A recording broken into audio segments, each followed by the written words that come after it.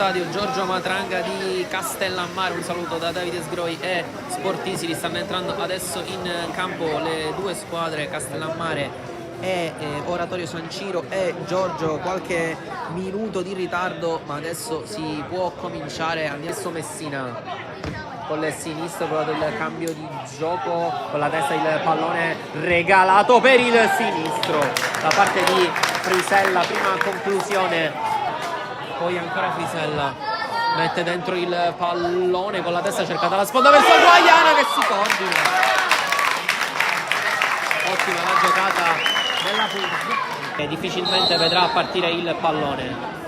Finta di Daniello, carica Mondino sopra la barriera.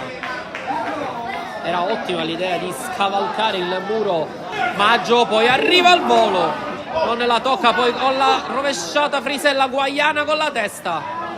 Il pallone però non è riuscito ad arrivare con potenza. Palla alla porta, deve cercare di girarsi, va sul fondo, non guadagna però calcio d'angolo, sfortuna del numero 9, ma il pallone è ancora regalato una volta a Pizzolato che sposta in calcio. L'idea era giusta da parte del numero 17.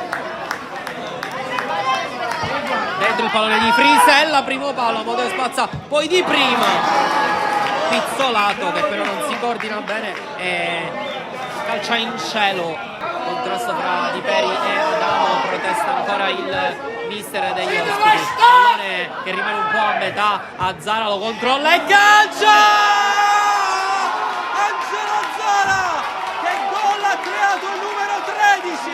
Da tre quarti campo, una perla del neo entrato dell'Oratorio San Ciro e Giorgio che passa in vantaggio. Guardare troppo alla tecnica, l'importante è spazzare via questo pallone che però adesso va in area di rigore con la testa Guaiana. Bravo Simo! Aveva trovato lo spazio. Ancora tutti su per il Castellammare. Batte Musso dentro il pallone, è uscito bene, poi arriva la pareggiata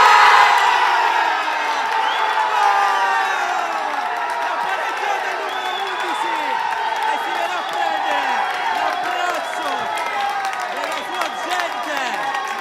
C'era anche la magliettina, pallone che è rimasto un po' a metà, sempre al limite dell'area ba. Da lì ha fatto male, gioca Musso, primo palo, Adamo! Miracolo di Simone Marino, poi il pallone è tenuto dentro, no, secondo il guardalinee. Va a battere il numero 4, Putti dentro il rigore, dentro Taipi, tocca! Non c'è arrivato Caiozzo. Si impegna Vinicius col pressing, pallone fra le linee per Ba che lancia a lungo a cercare Guaiana, bello stop sinistro al fondo, lungo di Matteo e finisce qui. Triplice fischio da parte del direttore di gara, 1-1 fra Castellammare Calcio e Oratorio San Ciro e Giorgio, punto che non premia nessuno, non fa contenta nessuna delle due formazioni.